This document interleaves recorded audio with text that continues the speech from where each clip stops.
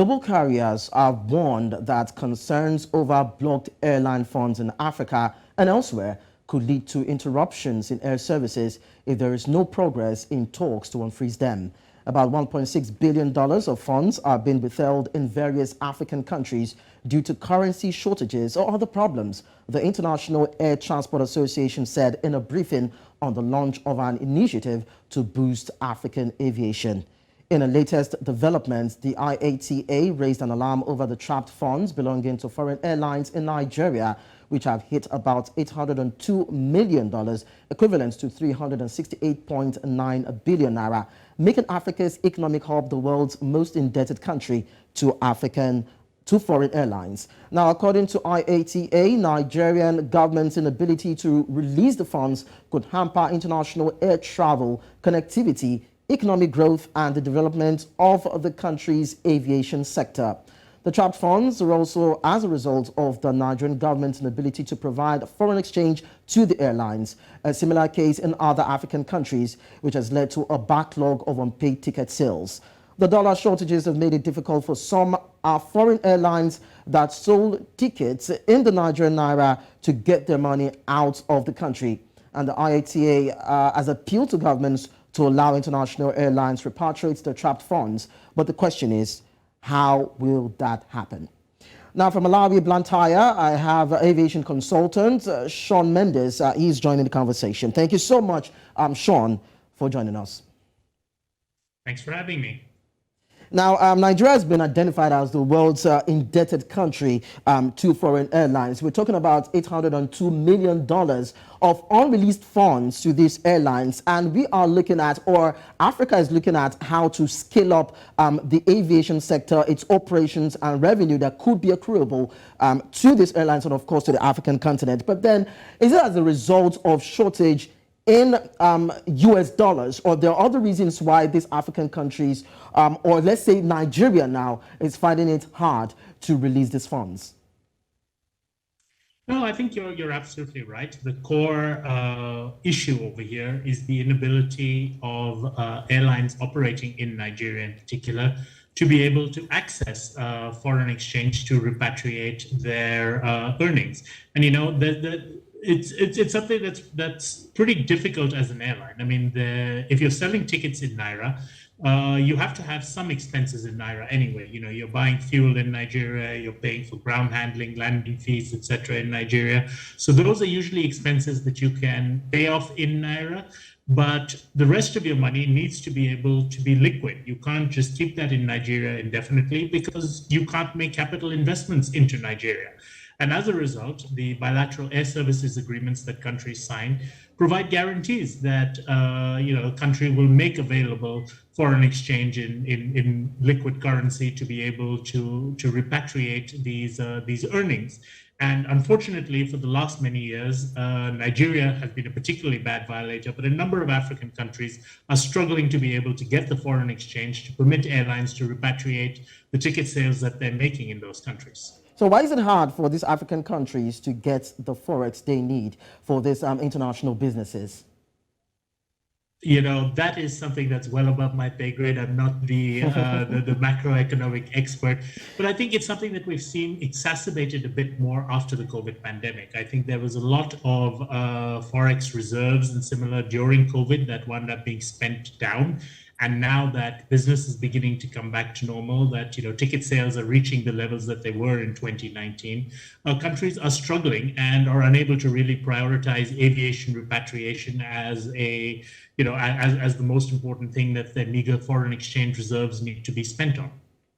All right. Now, IATA has warned that Nigeria risks destroying the appreciable growth that the aviation sector in the country has recorded over the course of the years. Now, to what extent do you think this could affect negatively now the role and, of course, the growth of the aviation industry in Nigeria?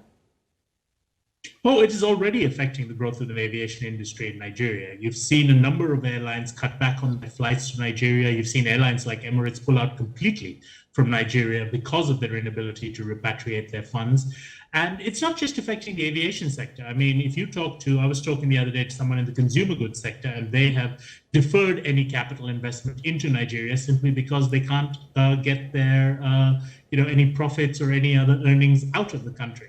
So it is something that is definitely hurting Nigeria's reputation on the international stage, and is, aviation is just a facilitator of trade, and Nigeria is quickly becoming a pariah state as a result of this. All right. Now, IATA said that it had discussions with the Nigerian government over these unreleased funds.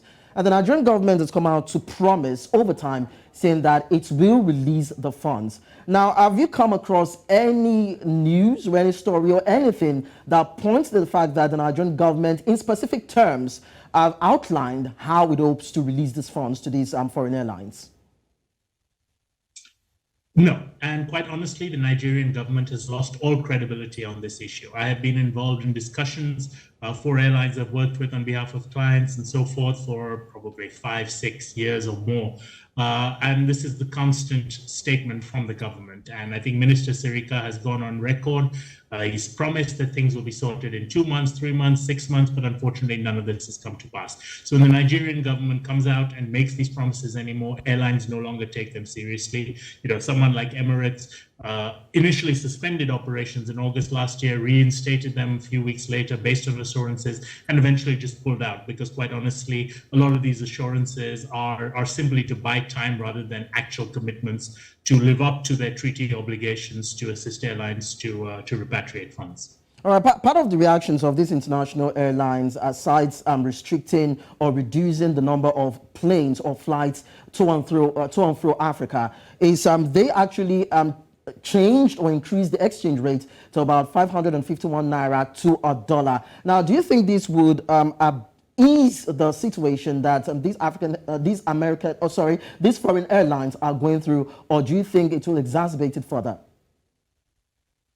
Oh, it's definitely not easing anything, because the reality is it's still difficult to get dollars and repatriate dollars, even at a market exchange rate as opposed to the official exchange rate. I mean, you can sell tickets at 500 or 600 naira to the dollar exchange rates if you want. But the problem is you can't actually access those dollars that easily through legal means. And, a lot of people also say that, oh, why are they putting these exchange rates? But the irony of this is when you are buying those services, when you're buying jet fuel in Nigeria and paying for it in naira or, on a naira rate pegged to the dollar, you're not going to be able to get that 450 rate from the fuel supplier. That fuel supplier is going to want 500, 600, sometimes even more at times. Even if you look in terms of what the exchange rates set by some of the Nigerian government agencies are when they accept payment in naira for landing fees and handling and things as such, these people also don't respect the official exchange rate. So the reality is, the cost of operating in Nigeria is pegged at a market exchange rate. The cost of sales and the cost of selling those tickets has to be pegged in that rate as well.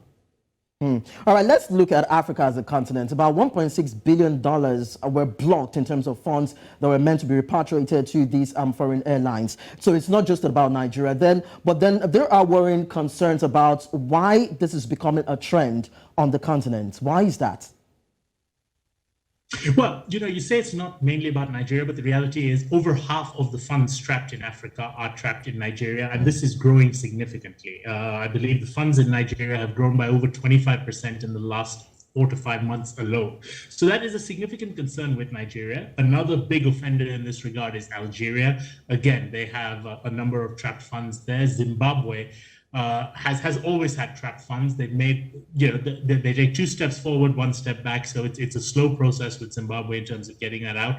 Malawi, where I am right now, is struggling with foreign exchange. Equatorial Guinea, Ethiopia, a lot of these countries are struggling in terms of having access to foreign exchange in general for their trading activities, and as a result, the aviation fund repatriation is lower on their list, and this is something which is hurting African aviation in general. African airline, I've got an African airline who wanted to start a route to another African country, and one of their major considerations and why they've deferred starting that route is the fact that if they make ticket sales in that country, they're going to find it very difficult to get that money out. And as a result, it's going to be a case of we're going to be spending in dollars and we can't get dollars back. And, that means we probably need to focus our efforts elsewhere. So these countries are definitely seeing already the impact of not being able to provide the funds for repatriation.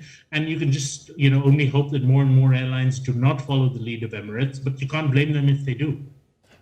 So now that we are seeing these operational struggles in Africa in terms of its aviation industry, and we are also seeing issues of funds becoming some sort of squabble or a friction or a bane of contention between these foreign airlines and Africa, does it all negate what the IATA's projection says? Because IATA says or projected that Africa's air traffic will double by the year 2035. So do you think that this would knock off what IATA has projected? Certainly, I think it'll slow down growth, but I don't think it's going to affect growth. I mean, whatever these issues are, you cannot take away the fact that Africa is the next frontier for aviation. There are lots of Africans who are becoming economically empowered and who will begin to fly, initially domestically, then regionally, then internationally. So I think that growth is going to happen. Certainly, it might be slowed. It might be more backloaded as things resolve, maybe in the next 4 to 5 years and so forth. But I don't think this is going to be something that will have a long-term impact on Africa. I think it's something that's very short-term, and I think it's also going to be localized in some pockets of Africa. I think that the countries which are able to guarantee repatriation, or at least facilitate smoother repatriation, will benefit as more and more international carriers will choose those as their gateways, as opposed to countries like Nigeria, Zimbabwe, Algeria, which are not doing so. And let's also not forget that this is not just a foreign, as in a non-African airline problem. There are a lot of African airlines which also have huge amounts of funds trapped in other African countries. I mean, you look at Ethiopian Airlines, they have huge amounts of funds trapped in Zimbabwe, funds trapped in Malawi, funds trapped in Equatorial Guinea, which they also are struggling to get out. So this is not just something that is affecting non-African airlines, it's affecting African airlines who fly to other African countries as well. So it is a home problem, and it's a home problem that hopefully will find a home solution in due course. That's quite interesting, because if we are saying that foreign airlines are not able to get their funds because of Forex problems for these African countries, and now we have African airlines who are not able to also get their funds from African countries. So what is the problem with these African airlines domiciled in Africa not able to get their funds to sustain their operations? Well, aviation is a US dollar denominated business. So, at the end of the day, whether you have your money in Ethiopian birr or whether you have your money in Naira or Ghana cedis or whatever else, it isn't really much use to you unless you can convert that into US dollars, because fuel costs dollars, aircraft costs dollars, maintenance costs dollars. DHL and FedEx, to move your spare parts around the world, are going to take payment in dollars. So, there is a very limited localization of the industry in parts of Africa where you are able to actually peg your cost base into local currency. You can do that in terms of labor costs. You can do that in terms of some local components like catering, things as such. But the big ticket items, unfortunately, are going to require hard currency to be able to sustain yourself. And no matter where your money is trapped, if you can't get dollars out of it, you're pretty much stuck. All right. Well, let's take a look at Algeria, representing the north, and of course Ghana in West Africa. Now, what are the situations as regards these two countries? Because we know that they also have issues with weakening legal tender and also struggling with the economy. How is it affecting the aviation industry there in these two countries too? Well, as you mentioned, weakening of the exchange rate is a big risk for airlines, and the longer that your funds are trapped in these countries, the more it devalues. You could sell something at an exchange rate of 10 to 1 today, but when it comes to the time of actually being able to repatriate it, if you're winding up converted at 20 to 1, you're losing 50% of the value of that. And again, when these kind of risks exist, this is why airlines begin to hedge their bets. They try to sell less in those countries, or if they sell in those countries, they sell at a higher price, or they've reduced their services to those countries in the short term or in the medium terms to avoid potential exposure to these risks. So these are all things which wind up hurting countries like Algeria, hurting Nigeria, which, we went through examples with that, hurting places like Zimbabwe, and often then wind up where airlines, if not charging surcharges for payment in local currency, wind up offering discounts for payment in hard currency. And none of this is ideal in terms of boosting, aviation activity in any of these countries or in the continent as a whole. So, it's not unique to Nigeria. It's not unique to Algeria. It's just that because of the size of those economies, those seem to stand out more. But if you look in terms of the relative amount of money you're able to get out of a place like, say, Equatorial Guinea or Zimbabwe, those are equally bad offenders. It's just that the total amounts over there are not the 800 million that, is stuck in Nigeria. And that's just a function of the huge size and potential of the Nigerian aviation economy. All right, to wrap things up, Sean, let's look at the worst case scenario for Africa. Now, if the refusal of these trapped funds, the refusal to release these trapped funds continue, if it persists, and these foreign airlines are pushed to the wall, can they go to court to seek a redress, or are there other means by which they can get their monies? Because there have been promises made over time that these monies would be released. But what we're seeing now is the fact that the monies are not still being released. So can they take a legal statement and go to court to see how they can get their monies?